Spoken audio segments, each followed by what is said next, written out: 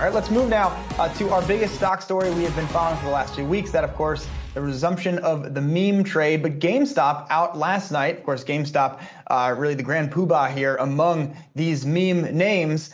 It was out with its latest quarterly results. And really the biggest news is that they finally announced that they will have a new CEO. We see the results here beating on the top line, about $1.3 billion in revenue during the most recent quarter. So GameStop certainly on track on an annualized basis, looking at revenues north of $5 billion for the year, with the holiday quarter waiting, likely to do quite a bit better than that. Losses less than expected, more narrow than expected, but the company announcing that Matt Furlong will be its new CEO. He joins the company from Amazon.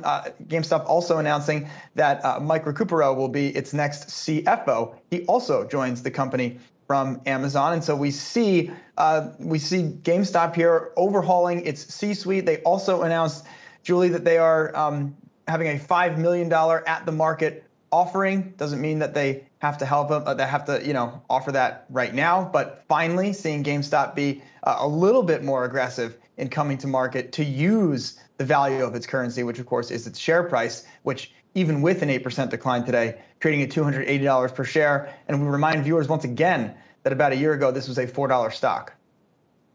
Yes, indeed. It was a $4 stock, and it's made a lot of money for a lot of people. As I was looking through the results here, and not just the results, but the commentary from Ryan Cohen, I kept thinking about Keith Gill, aka Roaring Kitty, who was one of the first people to sort of publicly pound the table on this stock. As we know, he became quite famous for doing so later, but there weren't too many other people following him. And, we tend to sort of poo-poo the fundamental case on many of these meme stocks because they haven't mattered. But his case was originally a fundamental case.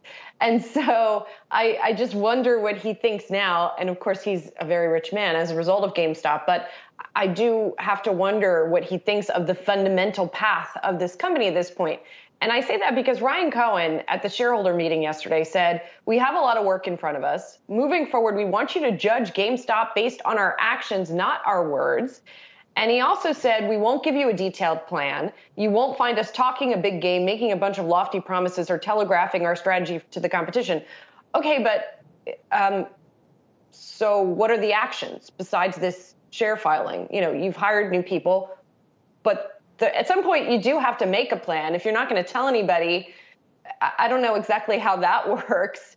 And when is it going to bear fruit? So I don't know. I think, yeah, sure, it doesn't matter what the fundamentals are at this point, except that it does a little bit because the stock is down today. And I think at some point they are going to have to tell people what they plan to do for the company.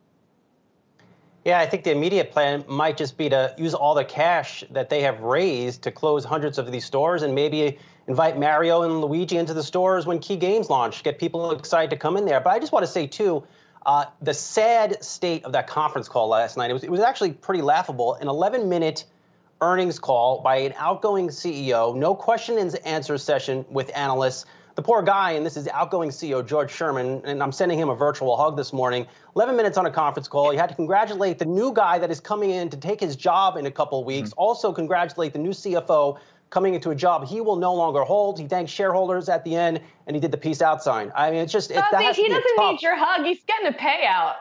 He's getting a payout, but still, I want to send it to him because he is. We've joked a little bit about his what he has done at GameStop over the past 2 years or so. But this is still an accomplished executive who likely didn't want to go out like this. So to stick him on a conference call for 11 minutes is pretty absurd. In all actuality, it should have been Ryan Cohen on that call. Man up, get on that call, say something, and leave George Sherman. Just put him out to pasture, let him go do his thing, and join a board somewhere. Well, look, I think the challenge for GameStop here, which is different than AMC, is that their management has not been aligned through this process. Now, in its 10Q, GameStop did disclose that they received an SEC request for documents basically related to that period where, what's the exact language here? Request from staff for voluntary production of documents and information concerning an SEC investigation into the trading activity in our securities and securities of other companies. So this is basically the SEC looking at the entire meme trade of which GameStop is a part, not really specific to GameStop shares. But, to that point about George Sherman leaving and him not really taking questions from analysts, again, with an activist in this name, and that story goes back to the end of last year when GameStop was trading in the teens and the 20s, and the stock was still up 5x from where it had been just a few months prior. It was a nutty story at the end of 2020, way before we got into any of this. And I think that tension between what are we going to do, what is the George Sherman management team going to do, and how are they going to deal with these activists, I think is a story that never really got resolved while the stock went and, quintupled and quadrupled and did whatever it did. I mean, what's it up? 1,600% this year, whatever our chart said. I mean, it's just kind of eye-popping numbers. And I think, look, as a, look behind the curtain here, we are doing a meme special on this show tomorrow. And there are really no analysts that want to talk to us about GameStop because it's not really a stock that you can look at and discuss fundamentally in a serious way. Because remember, Keith Gill, the most bullish, optimistic GameStop kind of believer going back in time, and he's not alone in this sort of, let's call it the Wall Street Bets view of the company. They were looking at it as a company that could go, or a stock that could go into the 20s, 30s, maybe the 40s. That has those guys up 10x from their initial investment. So, I mean, I think that there's a credible fundamental case for the business improving dramatically, but even the most ardent believers were discussing that $250 per share ago. So there's really there's really nothing else to add at this point, Julie. So I take your point that there's no fundamental case. I mean, there is one. It's just, it's hard to find it, kind of in the mess of what we've been looking at in the last couple of months.